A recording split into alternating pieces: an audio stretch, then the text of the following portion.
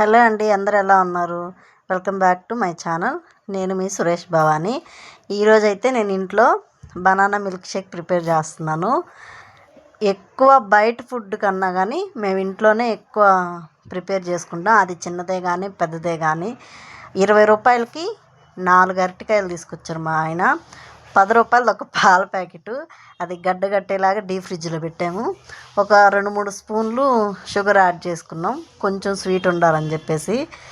నాకు, మా బ్రదర్కి, మా హస్బెండ్కి, ముగ్గురికైతే 3 గ్లాసులు ఫుల్గా వచ్చింది.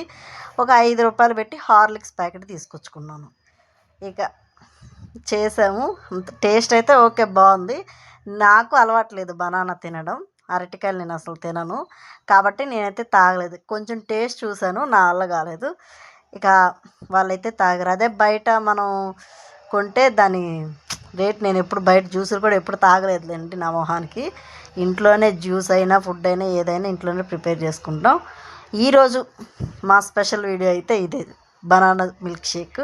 మీకు నచ్చితే మాత్రం లైక్ చేయండి, సబ్స్క్రైబ్ చేసుకోవడం మాత్రం మర్చిపోవద్దు ప్లీజ్ అండి.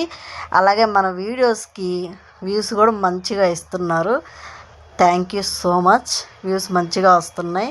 ఇలాగే మీ సపోర్ట్ రావాలని కోరుకుంటున్నాను. బాయ్.